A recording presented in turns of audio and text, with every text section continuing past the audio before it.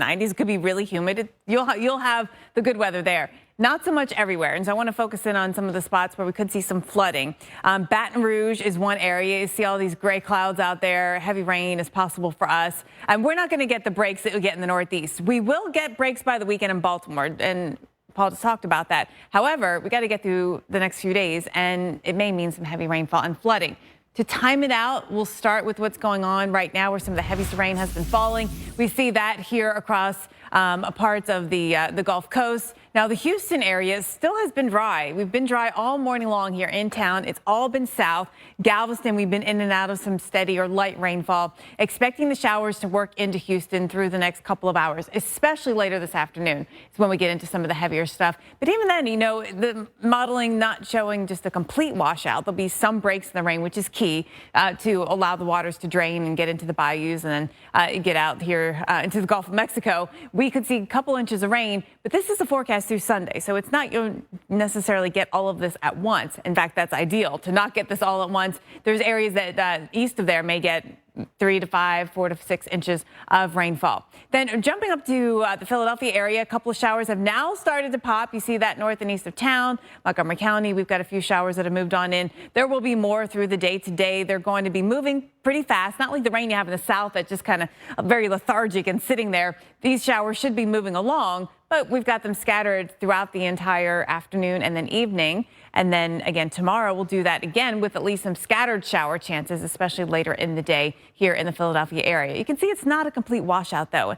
Sometimes these days are frustrating because I know you need to do something outside, but you don't want to make any sort of extensive plans because of the chance of rain. It's the same thing in Georgia, too. We had a lot of rain last night in the Atlanta area. There is that potential again today. You can see this forecast coming in, especially after about 7 or 8 o'clock, watching for showers back into the area. Now, there was so much rain last night that the Braves game was rained out. They're playing a double header today, a split one, to try to make up last night's game. Let's look at the forecast here. So first game is going to be at 12:20. It's looking pretty good. Dry at this point. It'll be, you know, a little warm and muggy out there, but no rain in the forecast. The second game, the initial one scheduled for today, at 6:05, and now the rain is back in the forecast here. So maybe they get last night's game in, Paul, which will happen this afternoon at 12:20, and then we'll see if they can get tonight's actual game in.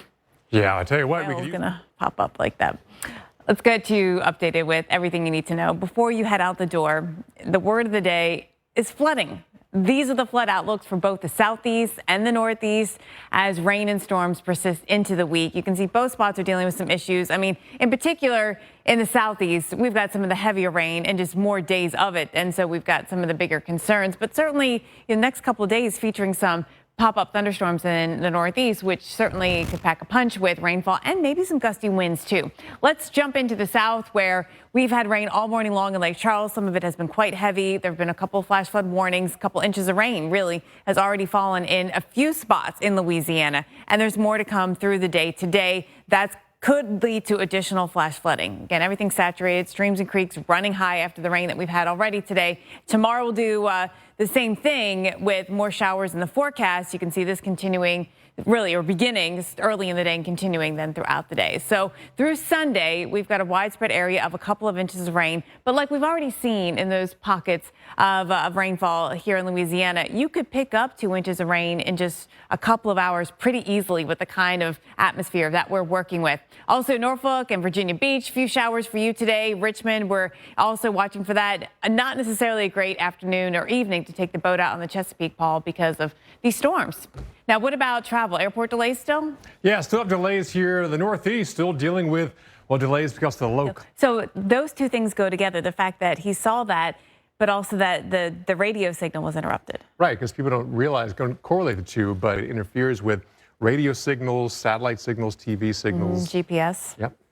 And so it would have to be a really strong event for it to be seen all the way as far south as New Mexico. And that's why the radio signal was interrupted. Pretty cool. Really cool. Thanks for sharing. Keep them coming. We can go to Threads to send us your comments about the most unusual thing you've seen from Mother Nature. You can also share your pictures and videos.